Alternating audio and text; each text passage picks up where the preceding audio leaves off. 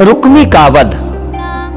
श्री पराशर जी बोले, हे मैत्रेय, रुक्मणी के प्रद्युम्न के अतिरिक्त चारुदेष्ण, सुदेष्ण, वीर्यवान, चारुदेह, सुषेण, चारुगुप्त, भद्रचारु, चारुविंद, सुचारु और बलवानों में श्रेष्ठ चारु नामक पुत्र तथा चारुमती नाम की एक कन्या हुई।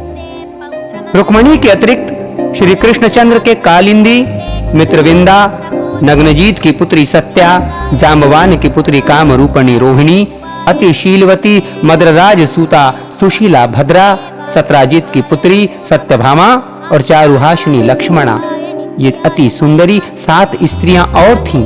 इनके सिवा उनके 16,000 स्त्रियां और भी थीं। महावीर प्रद्युम्न ने रुक्मी की सुंदरी कन्या को और उस कन्या ने भी भगवान के पुत्र प्रद्युम्न जी को स्वयंवर में ग्रहण किया। उससे प्रद्युम्न जी के अनिरुद्ध नामक एक महाबल पराक्रम संपन्न पुत्र हुआ, जो युद्ध में रुद्ध, प्रतिहित न होने वाला, बल का समुद्र तथा शत्रुओं का दमन करने वाला था। कृष्णचंद्र ने उस अनिरुद्ध के लिए भी रुक्मी की पौत्री का वरण किया और रुक्मी ने कृष्णचंद्र से ईर्ष्या रखते हुए भी अपने दौहित्र को अपनी पौत्री देना स्वीकार कर लिया।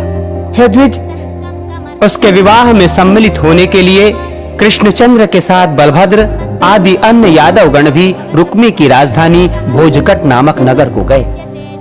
जब प्रद्युम्न पुत्र महात्मा अनिरुद्ध का विवाह संस्कार हो चुका तो कलिंग राज आदि राजाओं ने रुक्मी से कहा, ये बलभद्र धूत कीड़ा अच्छी तरह जानते तो है नहीं, तथापि इन्हें उसका व्यसन बहुत है, तो फिर हम इन महाबली राम को जुए से ही क्यों न जीत लें?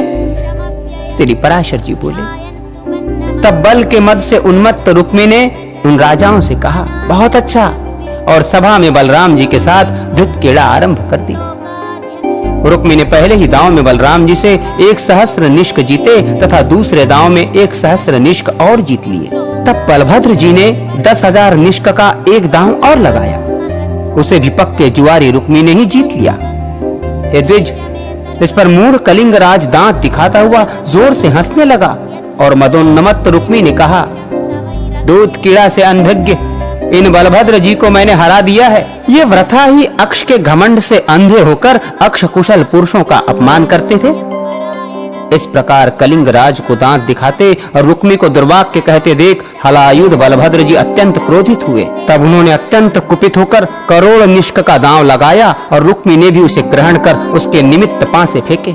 उसे बलदेव जी ने ही जीता और वे जोर से बोल उठे, मैंने जीता। इस पर रुक्मी भी चिल्लाकर बोला, बलराम, असत्य बोलने से कुछ लाभ नहीं हो सकता, ये दांव भी मैंने ही जीता है।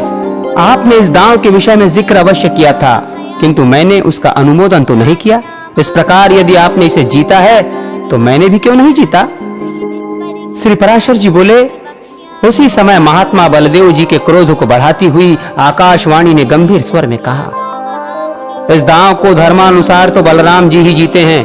रुक्मी झूठ बोलता है, क्योंकि अनुमोदन सूचक वचन न कहने पर भी पांसे फेंकने आदि कार्य से वो अनुमोदित ही माना जाएगा। तब क्रोध से अरुण नयन हुए महाबली बलभद्र जी ने उठकर रुक्मी को जुआ खेलने के पांसों से ही मार डाला।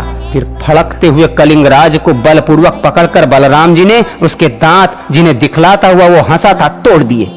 इसके सिवा उसके पक्ष के और भी जो कोई राजा लोग थे, उन्हें बलराम जी ने अत्यंत कुपित होकर एक स्वर्णमय स्तंभ उखाड़कर उससे मार डाला। हे द्विज, उस समय बलराम जी के कुपित होने से हाहाकार मच गया और संपूर्ण राजा लोग भयभीत होकर भागने लगे। मैत्रेय, उस समय रुक्मी को मारा गया देख श्री मधुसूदन ने एक ओर रुक्मणी के और दूसरी ओर बलराम जी के भय से कुछ भी नहीं कहा। तदनंतर हे द्विश्रेष्ठ, यादवों के सहित श्री कृष्णचंद्र सपत्नीक अनिरुद्ध को लेकर द्वारिकापुरी में चले आए।